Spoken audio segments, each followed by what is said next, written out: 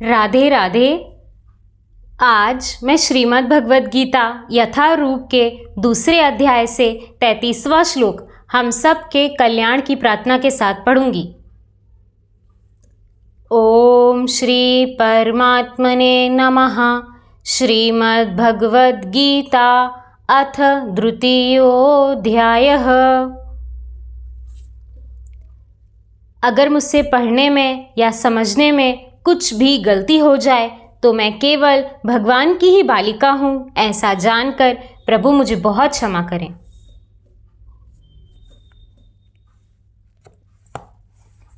दूसरा अध्याय गीता का सार 33वां श्लोक।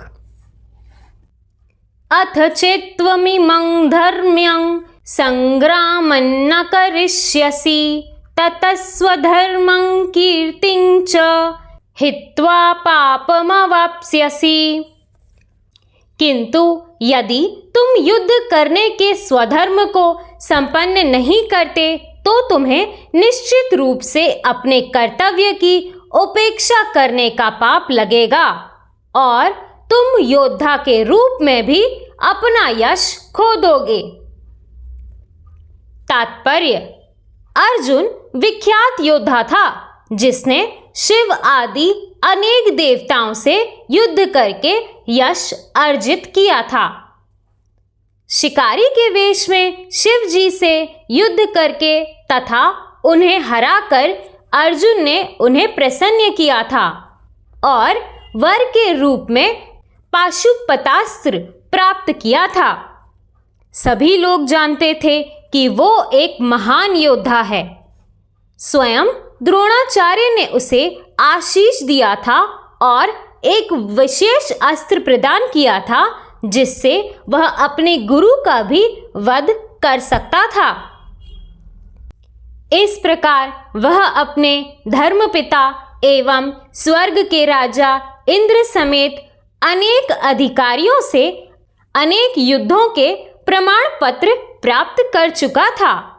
किंतु यदि वह इस समय युद्ध का परित्याग करता है तो न केवल वो क्षत्रिय धर्म की उपेक्षा का दोषी होगा अपितु उसके यश की भी हानि होगी और वो नरक जाने के लिए अपना मार्ग तैयार कर लेगा।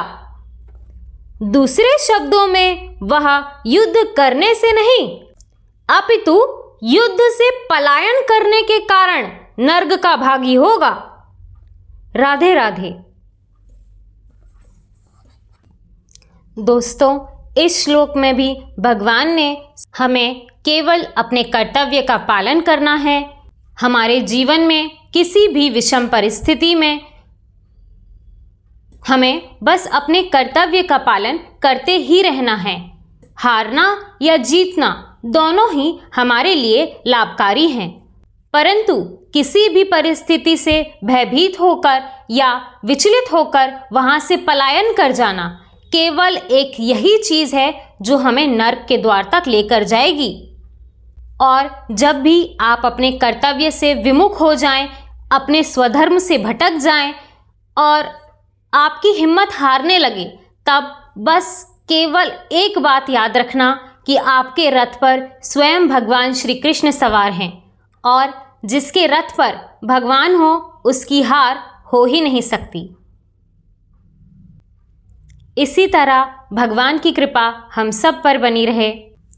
राधे राधे।